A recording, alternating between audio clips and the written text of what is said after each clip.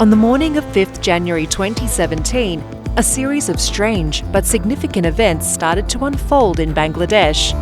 High-ranking officers of the military intelligence, known as DGFI, called up the chairman, vice chairman and managing director of Islami Bank Bangladesh Limited, the country's largest private bank.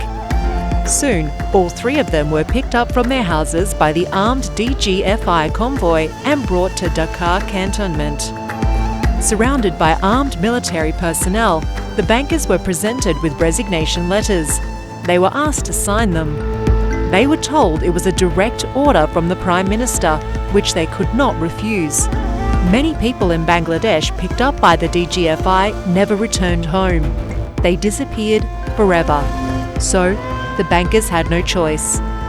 A few hours later, a closed-door meeting of the bank's board of directors took place at Radisson Blu, Dhaka Water Garden, a military-owned five-star hotel.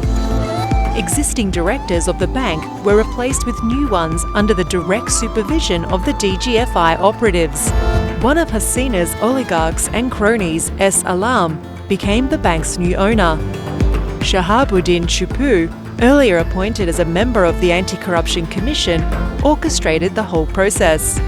Chupu, a highly corrupt official, was further rewarded by being appointed as the President of Bangladesh in 2023. This is how the Bangladeshi government, led by Prime Minister Sheikh Hasina, operates like a mafia by using state machinery. Hasina and her people forcibly seized control of 6 more private banks in the following years. They are Bangladesh Commerce Bank, Al Arafa Islami Bank, First Security Islami Bank, Union Bank, Global Islami Bank, Social Islami Bank. The corruption of Bangladesh has escalated beyond the petty corruption common in developing countries. It reached the level of grand corruption, combined with systematic and well-organised abuse of power and gross human rights violations. The current illegitimate Prime Minister of Bangladesh, Sheikh Hasina, has established multiple kleptocratic mafia networks involving military intelligence, DGFI, police, RAB, civil bureaucracy, crony capitalists, and her family members. In order to enjoy impunity, Sheikh Hasina has seized absolute control of the judiciary, curbed media and free speech, dismantled the parliamentary process, and systematically eroded all democratic institutions. This level of corruption is unprecedented in Bangladesh's recent history. It is only comparable to the corruption between 1972 and 1975 during the rule of Sheikh Mujib, father of Sheikh Hasina. The grand corruption of that time is well documented in global media, including the Far Eastern Economic Review, Washington Post, The Guardian, The Financial Times, Daily Telegraph, and so on. In January 2009, Sheikh Hasina became the Prime Minister of Bangladesh through secret negotiations between the then military-backed unelected government and the hegemonic power India. Since then, she's clung to power through rigged elections, extrajudicial killings, enforced disappearances, and blatant use of the judiciary and administration.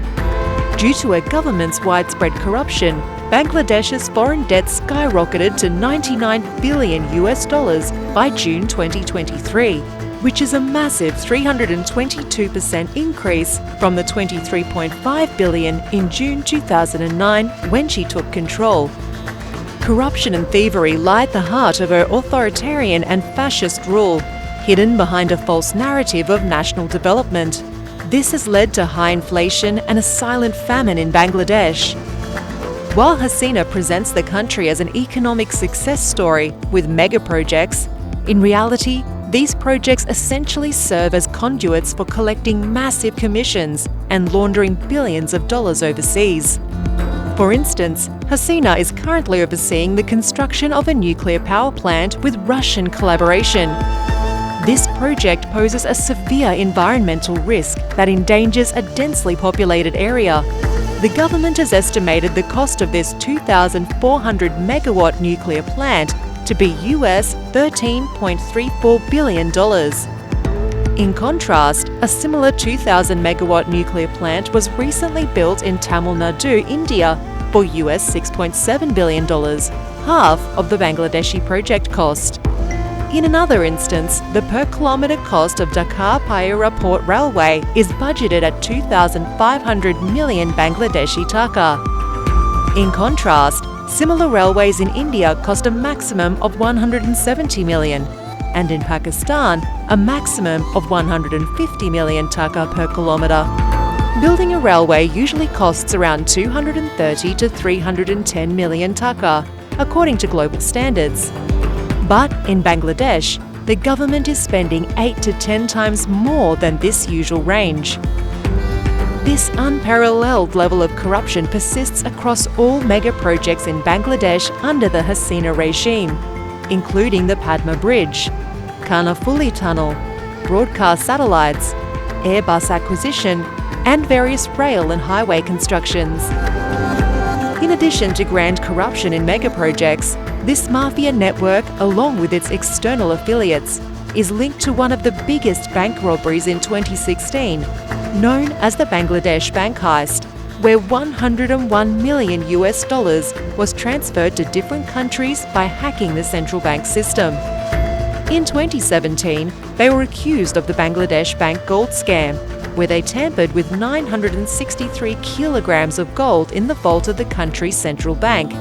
Then, in September 2023, more than 55 kilos of gold disappeared from a locker in the customs warehouse at Dhaka International Airport. People wonder how thefts like these can happen from supposedly secure places. These incidents and various other major state-supported scams have repeatedly shaken the country's economy.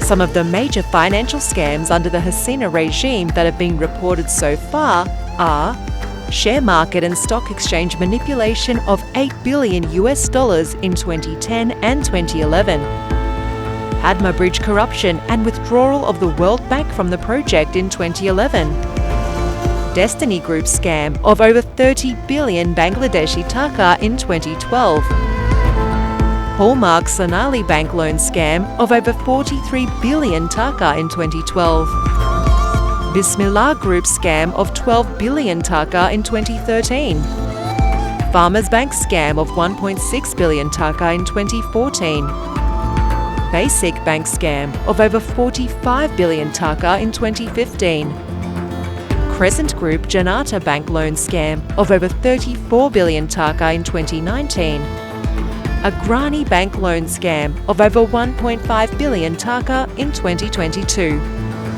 Sheikh Hasina initiated the so-called quick rental power plant scheme, wherein selected cronies received government approval and funding to establish small-capacity electricity plants at exorbitant costs without international tender. As Sheikh Hasina was aware of the illegality of the scheme, she enacted an indemnity ordinance to protect corrupt businessmen, government officials, and herself from future scrutiny and legal action.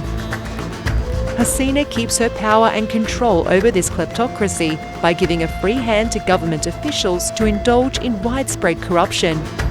Civil and military bureaucrats are rewarded with promotions, high salaries, luxury houses, and expensive cars.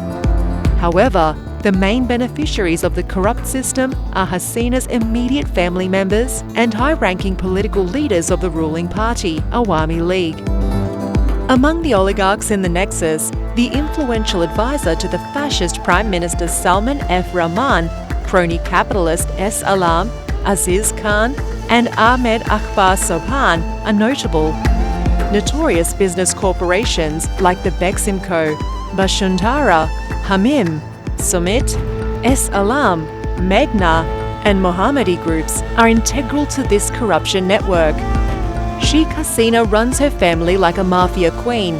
Her son, Sajib Wajed Joy, daughter, Saima Wajed Patul, sister Sheikh Rehana, and nephew, Redwan Bobi Mujib, are important linchpins in the network to plunder national wealth. Other members of the Sheikh family involved in the corruption are Sheikh Halal, Sheikh Selim, Sheikh Fazle Nur Taposh, Abul Hasnat, Nixon Chowdhury, Sheikh Fazle Shams Parash, and Tariq Ahmed Siddiqui. Sheikh Hasina and her associates hide the looted money by investing in properties worldwide, saving in Swiss banks and laundering them to other tax haven countries. They have accumulated billions of dollars in locations such as Dubai, Cyprus, the West Indies, Haiti, India, China and Russia. Corrupt Awami League political leaders, police, army officers and government officials have invested in properties in countries like the US, Canada, UK, Australia, Malaysia and Singapore. The Washington-based organisation Global Financial Integrity revealed that an estimated $8.27 billion per year was illegally transferred from Bangladesh between 2009 and 2018. This fact is substantiated by the 2021 annual report of the Swiss National Bank and a report from the US Tax Justice Network. The systematic corruption of Hasina, her family members, and the members of her mafia gang extends beyond the domestic borders, posing a threat to global security. It is now crucial for the world to focus on addressing and combating this grand corruption, aided and backed by the governments of India, China and Russia.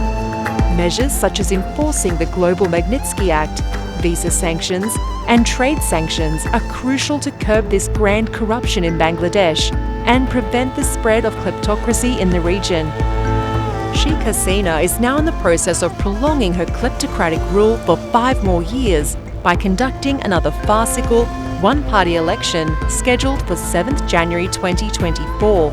It is the responsibility of the democratic world to stop Sheikh Hasina and bring her entire coterie to justice according to international law.